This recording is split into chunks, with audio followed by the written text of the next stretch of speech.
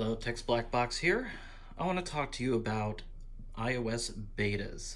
So, as you may or may not know, iOS has announced is going to be updated in the fall, and Apple has announced iOS 13 to the update for your smartphone. Now, there's a lot of cool things that are in it, such as dark mode, and you can see specific things like, hey, look, the setting apps.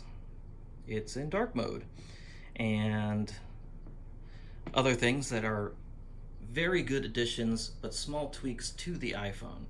Now, what I want to talk about is, as a person who isn't necessarily tech savvy, a person who doesn't go on forums and talk about bugs like on Reddit and that sort of thing, should you upgrade?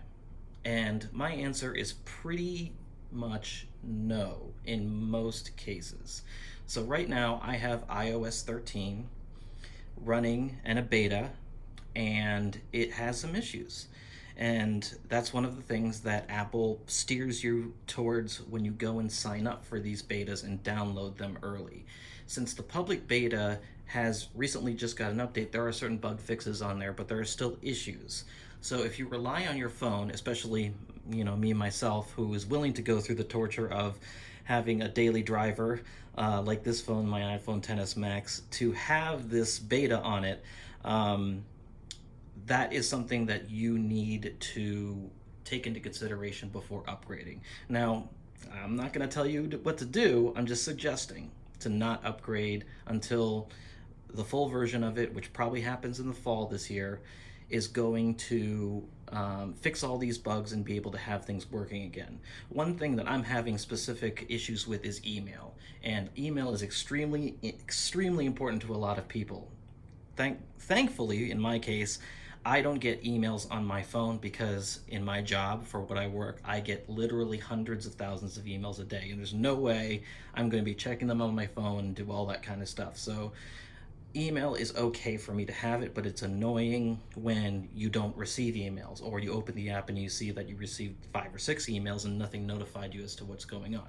Something's messed up with mail in the iOS 13 betas. And there's also things too, like apps not working, apps crashing, and that sort of thing. If you need your device to be as error-free and bug-free as possible, my suggestion is to keep off of these betas until at least much later on in the public beta cycle, where you can do so and have a lot more bugs fixed, or just wait until the final release. Like I said, there's awesome things that are coming to iOS 13, and I'm going to be covering some of those things just to prepare you for specific changes, like specific changes in the share sheet and how you use your phone later in other videos. But for right now, if you're going to upgrade, I would suggest making a backup on iCloud or iTunes or something like that, and just taking the risk and understanding you are taking a risk of erasing everything on your phone. And if you have data that isn't backed up, you might lose this data. Now, another wrench in the whole thing, if you do own a Mac or something like that, iTunes is going away on the Mac. So if you own a Mac and you own an iPhone, there might be some weird complexities right now between connecting your phone and backing up to your Mac.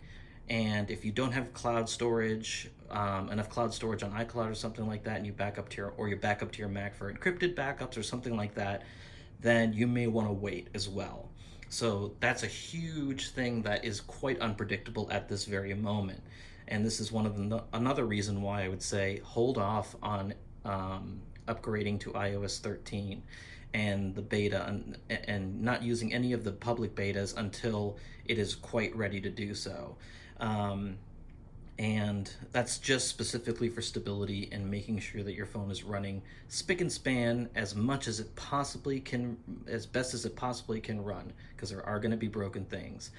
So that's me. That's Text Black Box. I'm Brian. If you have any suggestions, there should be a comment below, and you can let me know what kind of videos you want to see. Thank you very much.